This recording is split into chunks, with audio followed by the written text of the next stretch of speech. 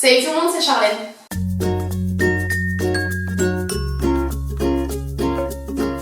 J'espère que vous allez bien, je vous retrouve aujourd'hui dans un cadre un petit peu particulier. Tout simplement parce qu'en fait j'ai décidé de faire le tag Je suis chelou, donc j'ai des problèmes, il y a plusieurs noms. Et du coup je me suis dit que pour ce tag j'allais venir un petit peu comme je suis, entre guillemets. C'est-à-dire que voilà, je vais un petit peu partager de mon intimité avec vous. Du coup je me suis dit que m'installer tranquillou sur mon canapé en pyjama avec mon petit thé, c'était plutôt pas mal pour cette vidéo. Donc j'ai réfléchi à qu'est-ce que j'avais de bizarre et je trouvais pas. Et je vous avoue que quand j'ai commencé à trouver, j'ai plus arrêté. Donc j'ai décidé de filmer la vidéo maintenant, avant que j'ai trop d'idées qui me viennent et avant de passer pour une meuf juste trop bizarre. Donc on va commencer tout de suite, je sens qu'on va rigoler. Alors tout d'abord, la première habitude qui est juste très bizarre, c'est que je suis obligée d'assortir la couleur de mes chaussettes. J'ai honte de dire ça. Je suis obligée d'assortir la couleur de mes chaussettes avec ma culotte ou avec un pull que je mets ou un t-shirt ou quoi que ce soit avec mon haut. Je sais pas pourquoi, mais je suis obligée. C'est-à-dire que si le matin je suis prête, si je me lève du lit que mon sous-vêtement il est blanc, la veille j'avais mis des chaussettes blanches, donc ça va, je mets mes chaussettes blanches. Mais une fois habillée, bon, c'est ridicule, une fois habillée, quand je change de sous-vêtement, s'il est noir et que j'ai un haut noir, je vais changer de chaussettes. Même si je suis chaussée, quand je me rends compte que j'ai mes chaussures, je vais quand même enlever mes chaussures pour changer de chaussettes et mettre des chaussettes noires. Je ne sais pas pourquoi, mais je suis obligée tout le temps. Genre là, vous voyez, je suis habillée en gris, j'ai des chaussettes grises et j'aurais pas pu mettre d'autres chaussettes. J'ai une corbeille immense de chaussettes et j'ai cherché dans toute la corbeille, je l'ai remuée dans tous les sens pour trouver une paire de chaussettes grises. Autre chose de bizarre, je vais le préciser directement parce que vous le voyez sur moi, j'ai un coussin. Et ce coussin, en fait, mes amis chez qui je vais dormir, etc., ils pensent que je prenne ce coussin pour mettre ma tête comme un coussin normal. Sauf que non, en fait c'est mon doudou. Et je l'ai depuis que je suis gamine, vraiment depuis que je suis née quasiment, je crois. Et en fait... je fais des boules. À l'intérieur, il y a des trucs et je fais des boules. Et ce coussin, c'est ma mère qui me le fait. Et en fait, elle a pris un drap qu'elle a cousu. Et mon père a été chercher des boules bizarres, faites exprès pour moi. Je mets que ce type de boules à l'intérieur et je fais des boules. Et quand j'étais petite, je faisais des boules sur le canapé devant la télé. Et quand j'en trouvais plusieurs, j'avais plus assez de mains. Puis le moment d'aller faire pipi avant d'aller au lit arrive. Sauf que je voulais pas perdre mes boules, du coup je demandais à mes parents de me les garder. Parce qu'avant ça en avait marre, donc j'ai dû trouver un stratagème. Et le stratagème, c'est ce qu'il y a là, le petit tuyau dégueulasse. En fait c'est un chouchou. Et du coup pour pas perdre la boule, je mets un chouchou. Comme ça, quand je trouve pas de boule qui me plaise, je sais que là, dans ce chouchou, j'ai une boule qui me plaît. Et que je peux prendre et que je peux faire.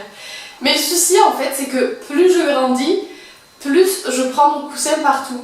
C'est-à-dire qu'avant, quand j'allais dormir chez les gens, je le prenais pas. Maintenant, je le prends. Des fois, je vais manger à table avec les parents, je prends mon coussin, puis je me dis, mais merde, tu connes, du coup, je remets le poser. L'autre jour, je me suis surprise à aller aux toilettes avec mon coussin.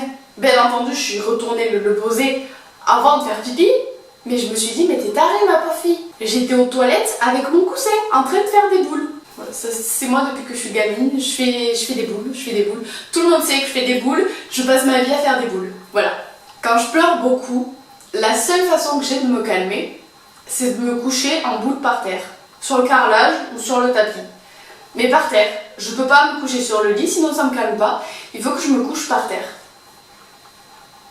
Je sais pas pourquoi. Un autre truc quand je pleure, c'est que je me mets devant la glace et je peux me regarder pendant des heures et des heures dans le miroir en train de pleurer. Et du coup ça me fait pleurer encore plus parce que je suis juste trop moche quand je pleure. Mais voilà, je me regarde pleurer. Je me regarde pleurer et je me couche par terre. La plus grosse habitude que j'ai, elle est pas chelou, elle est énervante.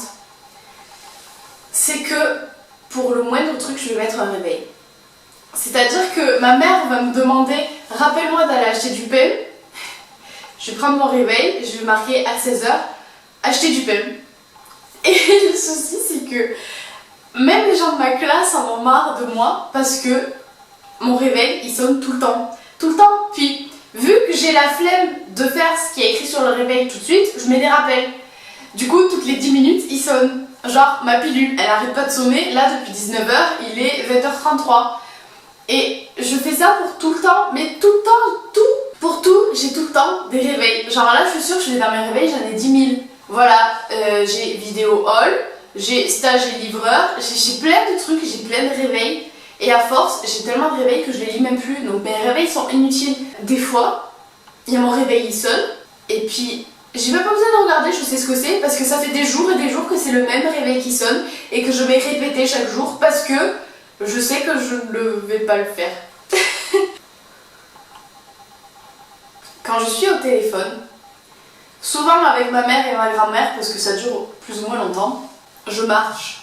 Je suis obligée de marcher en rond dans la pièce et de tourner. Et des fois, pendant que je parle, je me regarde en train de parler, de faire des expressions de visage. Enfin, je me regarde pas en mode je vais admire.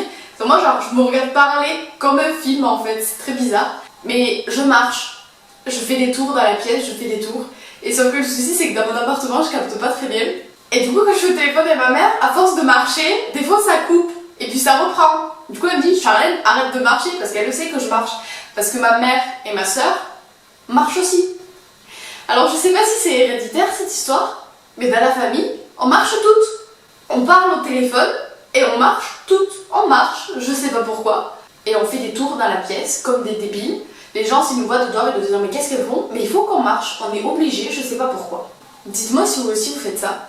Quand je me mouche, je me mouche pas d'un coup sec. Je suis obligée de faire des petits à-coups.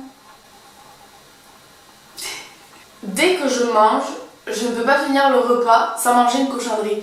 C'est-à-dire que je suis trop fière de moi parce que j'ai mangé des légumes, j'ai mangé du poisson, j'ai mangé super sain. Et puis à la fin du repas, je suis obligée de prendre du chocolat ou une cochonnerie qui gâche tous les efforts que j'ai fait pendant le repas à manger des légumes. Et tant que j'ai pas mangé une barre chocolatée ou quelque chose, j'ai pas fini le repas. Et je me sens pas bien parce que j'ai pas fini le repas tant que j'ai pas mangé cette cochonnerie. Un autre truc bizarre, c'est que, en fait, quand je vais au lit, j'analyse. Et si je sens que j'ai un tout petit peu faim, c'est mort, je peux pas dormir. Alors que si j'avais pas analysé, j'aurais pas capté que j'avais faim. Parce que c'est à force d'analyser que je me donne faim en fait. Mais du coup, si j'ai faim, je peux pas dormir. Je peux pas dormir en ayant faim, c'est pas possible, j'arrive pas. Et pareil, dans le même style, quand je commence à m'endormir que je suis bien, ben, si je me rends compte que j'ai une infime envie de faire pipi, mais vraiment tout petit peu, juste le truc que t'as même pas besoin de te lever pour y aller, ben, je me force à me lever pour aller faire pipi. Parce que je me dis que si je vais pas faire pipi maintenant, ben j'ai peur de faire pipi au lit pendant la nuit en fait. Parce que quand j'étais petite, je faisais des rêves où j'allais faire pipi aux toilettes et sauf qu'en fait j'étais en train de dormir, du coup je faisais pipi dans mon lit et je crois que ça m'a traumatisée. Je me rappelle même encore de la porte des toilettes dans mes rêves. Du coup je suis obligée de me lever, je me force. Alors que j'ai pas besoin, c'est dans ma tête, des fois je fais 3 gouttes, excusez-moi pour l'expression, mais je suis obligée d'aller faire pipi tout le temps. Quitte à me relever 2 fois, mais je suis obligée. Alors, il y a quelque chose de très bizarre chez moi. Quand j'arrive pas à dormir, j'ai 2 techniques pour trouver le sommeil. Soit je vide mon esprit totalement. Alors ça, je sais que tout le monde peut pas le faire, moi j'arrive à le faire. C'est-à-dire que je me concentre sur ma respiration et juste, j'oublie tout, je pense plus à rien. Vraiment, je pense à rien dans ma tête. Mais je vous jure, je pense vraiment à rien du tout. Et c'est dur de penser à rien, je vous promets. Et genre là, en 3 secondes, je dors. Ou alors, je me raconte des histoires dans ma tête. Je m'invente des histoires où je suis à l'intérieur et je me fais des scénarios de fou. Mais je vous jure les gars, je me fais des scénarios de fou. Genre, je peux être militaire à la 3e guerre mondiale. Il n'y en a pas de 3e guerre mondiale. Excusez-moi, c'est le soir, c'est 20h, je viens de rentrer de cours, je suis fatiguée. Je la refais. Genre, je peux m'inventer une vie militaire à la 2e guerre mondiale.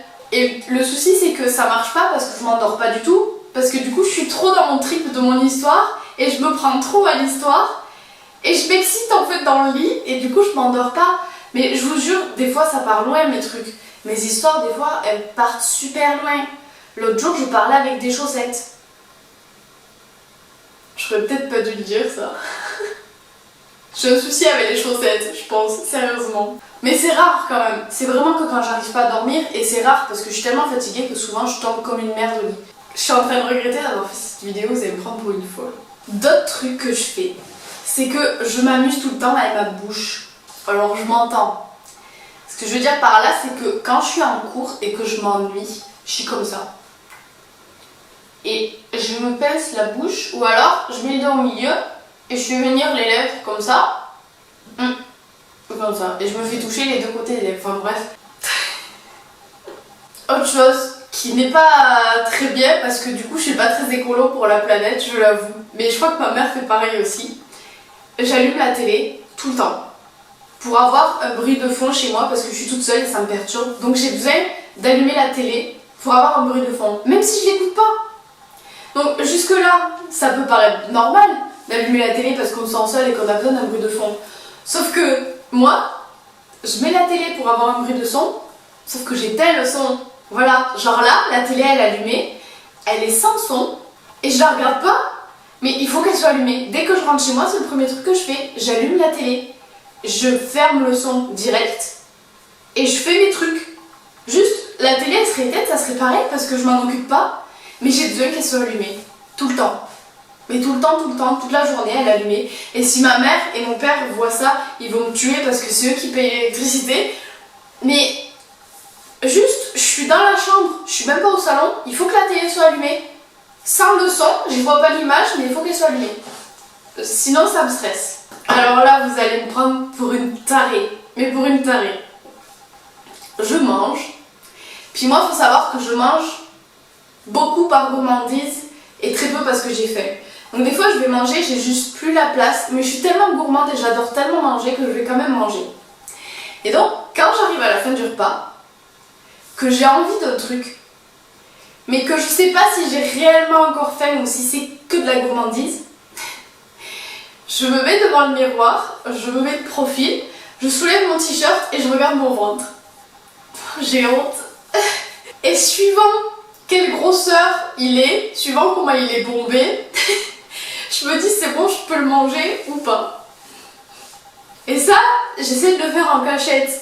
Mais sauf que je sais que des fois, les gens me fêtent. Et ils me disent mais qu'est-ce que tu fais, Charlène? Et du coup je leur dis, je regarde mon ventre pour savoir si j'ai encore la place ou pas. Parce que s'il est trop gonflé, je me dis stop, faut que t'arrêtes, t'es déjà gonflé comme une barrique. Alors que s'il est pas gonflé, je vais le manger jusqu'à qu'il soit énormément gonflé. Et après je suis ballonnée, je suis pas bien parce que j'ai trop mangé. Mais une chose que vous avez peut-être remarqué, c'est que je retrousse tout le temps mes manches. Voilà. Même quand j'ai froid, que je suis congelée, je retrousse mes manches. Mais les manches de mes vestes aussi, hein. Bon, pas mes gros manteaux, mais en même temps, j'ai pas de gros manteaux. Mais par exemple, la manche de mon blazer en sky, ben, je les retrousse aussi, tout le temps. Et si dehors il fait froid, je vais mettre une écharpe, je vais mettre ma veste, mais je vais quand même retrousser les manches. Je vais avoir la chair de poule sur les avant-bras tellement j'ai froid, mais tout le temps les manches retroussées. Je ne sais pas pourquoi non plus, ça me gêne. J'aime pas avoir des trucs qui me touchent là, les mains, je peux pas, ça me gêne. Alors ça c'est pas, je sais pas si c'est une habitude, mais c'est une grosse connerie. Je sais pas pourquoi, j'ai tout le temps mon portable sur moi. Même si je ne le regarde pas, je l'ai tout le temps dans la main en fait. Il est juste greffé dans ma main. Le souci c'est que je l'ai tellement tout le temps, partout avec moi, que je le laisse à des endroits et je le perds dans des lieux juste improbables. La dernière fois, j'ai cherché mon portable, devinez où je l'ai retrouvé? Dans le frigo. Dans le frigo. Je me suis levée le matin, je voulais sortir le beurre, ben le portable me gênait, du coup je l'ai posé dans le frigo, j'ai fermé le frigo, je suis partie. Jusqu'à que je me rends compte, merde, il est où mon portable? Eh ben je sais pas, j'ai cherché partout. Puis comme je me connais, je vais chercher dans des lieux improbables, genre le micro-ondes, des trucs comme ça. Ben là il était dans le frigo. La dernière fois, il était dans mon armoire sous mes jeans. Voilà, il m'avait saoulé, j'étais à la salle de bain, j'entends mon portable qui sonne, il était dans l'armoire. Normal. L'autre jour, j'étais en retard d'une demi-heure parce que j'avais perdu mon portable. J'ai cherché partout. Il était sous mon sac de sport. Par terre. Et la dernière chose que j'ai trouvé bizarre, mais ça c'est pas bizarre, c'est juste que c'est mon organisation et c'est comme ça que j'y arrive. Mes cours, je passe plus de temps à les mettre au propre qu'à les apprendre. Il faut que mes cours sur l'ordi, ils soient nickel, à la virgule près. C'est-à-dire que si ma virgule, il y a un espace avant et un espace après, ça va pas, il faut que j'enlève l'espace avant. Et s'il n'y a pas d'espace, il faut à tout prix que je mette un espace après. Un autre exemple, si à la fin d'une phrase il n'y a pas un point, ça va pas. Si dans une liste de mots, il y a des tirets, si le premier mot de chaque tiret ne commence pas par une majuscule ou une minuscule, ça va pas. Si genre ça fait majuscule, minuscule, minuscule, majuscule, je suis pas d'accord, il faut que tout commence par la même lettre. Enfin par la même dimension de lettre, on va dire. Ben, s'il manque un point, je suis capable de réimprimer la feuille parce qu'il manque le point. Et tant que tout n'est pas nickel, je peux pas apprendre mon cours. Maintenant que je suis à l'ordi, ça va mieux, parce que du coup je peux tout prendre nickel en cours et tout, puis à la limite je reprends un peu chez moi. Mais quand j'étais à l'écrit, ben, j'écrivais en cours et je recopiais tout chez moi. Et s'il y avait une trace de blanc sur ma feuille, je recommençais toute la feuille. Mais bref, voilà, je pense que la vidéo est suffisamment longue et je pense que je me suis suffisamment affichée. Donc, je vais arrêter de dire des trucs bizarres sur moi. Si jamais vous voulez revoir une nouvelle édition de cette vidéo, dites-le moi en commentaire, je réfléchirai à d'autres trucs parce que je sais très bien que les trucs bizarres ne s'arrêtent pas à la liste que je vous ai donnée aujourd'hui parce que je suis bizarre à moi toute seule. Je suis une personne bizarre. Pardon. Et s'il vous plaît, dites-moi vous aussi en commentaire vos habitudes bizarres, vos trucs chelous. Comme ça, je me sentirai moins seule parce que je vous avoue que là, je me sens vraiment bizarre. Et je me dis que vraiment, j'ai réellement un souci dans ma tête de faire des trucs comme ça. Mais bon. En tout cas, j'espère que cette vidéo vous aura plu et qu'elle vous aura fait un petit peu sourire. Je me suis mis dans cette position parce que j'avais envie de me sentir plus proche de vous à travers l'écran. Et je me suis dit que comme ça, bah, ça faisait plus... voilà, en mode détente, moins professionnel entre guillemets et se sentir peut-être un petit peu plus proche.